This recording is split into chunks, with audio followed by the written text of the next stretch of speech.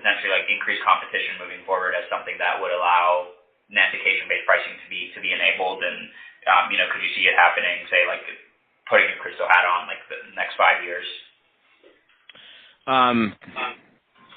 That's hard because the problem with oncology is that patients are always getting IV oncolytics in combination or subsequently to the oral products. So it's for most of the oncology space, it's very rare to have a patient only on oral products from diagnosis to the end result. So I think it's very multifactorial, right? And you do need more competition. Like finally for ovarian cancer, in the last couple of years, you've gotten 3 products actually almost a 4th product to start competing, right? But if you have a lot of oral oncology categories that have only 1 or 2, I think it'd be hard to sell an indication-based pricing system, especially because all pharmacies don't have access to all of them. So I think those type of variables make it harder in oral oncology to do it. That doesn't mean it can't be done, but you have to have a way to extract those variables, because if IV stuff's involved, access to side effect medications involved, those are all going to impact the outcome. There's no one pill for one indication to one ultimate effect. There's so many different things you have to consider. You have to find a way those things out and make sure those aren't impacting your end result. And that's where I think is going to be hard to figure out even in the next 5 years. Okay. And then just segueing to more of the Part B space and the physician-administered drug space, one thing that we have learned throughout our research is that the ASP-based system that we have today could or is a barrier in developing these types of net indication contracts, given that if you price a drug at, say, a lower price for a given indication, that has the potential to drive down the drug's ASP overall. And then also on the combination therapy side as well, where if you're a manufacturer providing discounts to a payer for when your drug is used in combination versus when it's used as monotherapy, you would be effectively driving the ASP down for that monotherapy product. Do you have any thoughts on this? I guess any reactions to that, and sort of based on your understanding of the Part B space, do you see this as something that could potentially shift given the recent policy climate? So I agree with what you're saying in terms of the ASP system. That's what I was alluding to with the Medicare pricing.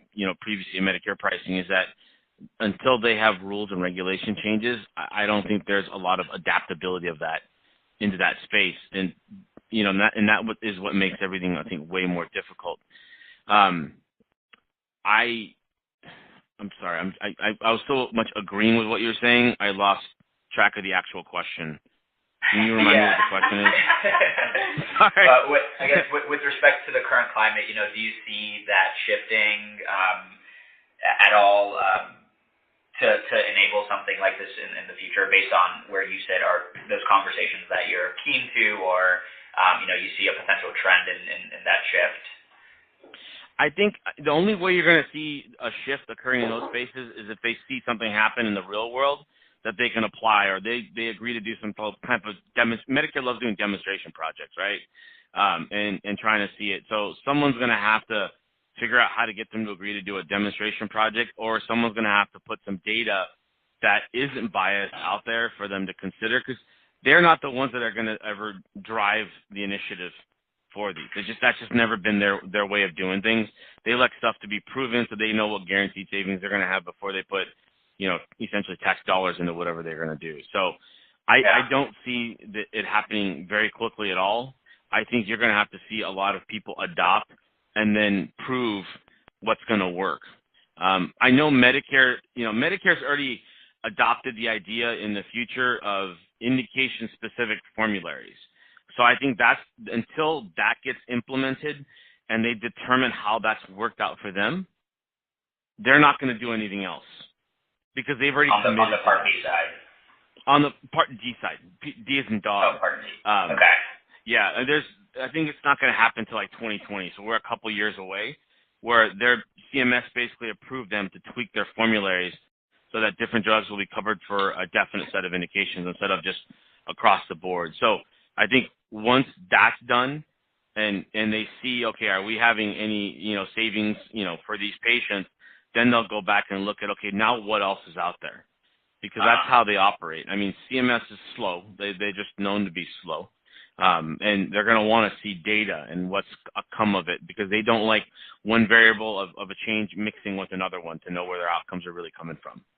So it'll take time before they'll shift further, I think. Okay. And are you familiar with the most recent announcement from CMS, requesting comments for a potential proposal around the IPI model, so International Pricing Index? Yeah, is that where they take I think I am familiar with it. They take 39 different drugs and they make their pricing kind of all fixed. Mm-hmm. I read International Pricing Benchmark. Yeah. Yeah, I mean, I read it. I don't know if I've necessarily it's not something that I'm worried about for our book of business, because we looked at all of our Medicare claims to see if it was going to have a true impact on us and what we're doing, and we only dabble in certain Medicare Part B as in boy drugs on the infused side, mostly immunoglobulin therapy, and that isn't even a big portion of our business because a lot of those patients, unfortunately go to the hospitals or infusion clinics.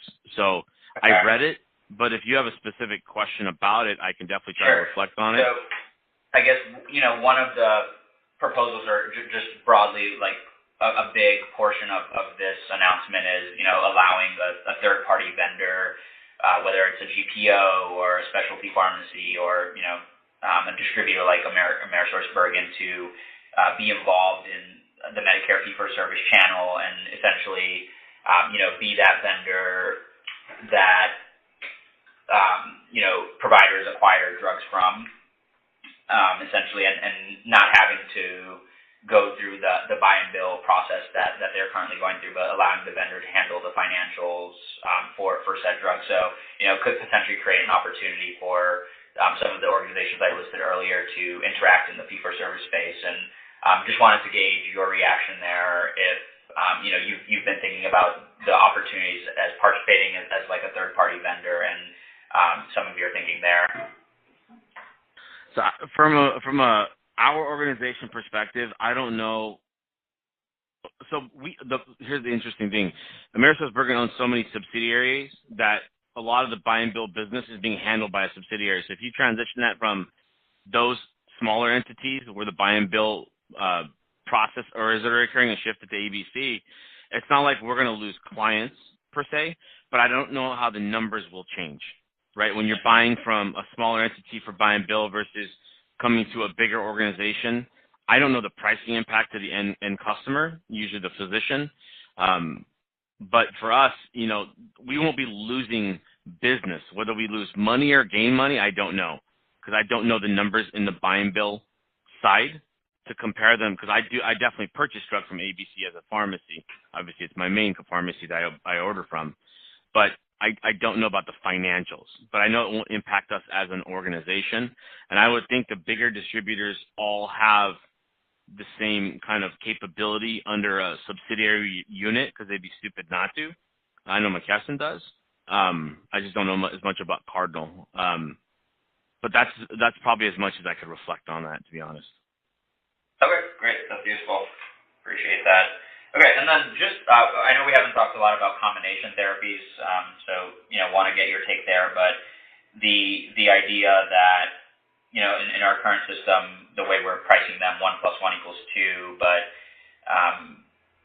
from like a clinical perspective, putting two therapies together may provide, say, like a marginal clinical benefit. Do you have any thoughts on, enabling contracting around combination-based therapies, and as a pharmacy, what is your thinking there for enabling something like this? I think clinically, if there's data to show that a combination of two drugs has a synergistic effect and not an additive effect, there is a play for specialty pharmacies there. Because we look at that especially in the oral oncology space, there are certain drugs that are defined in their clinical trials to be used together.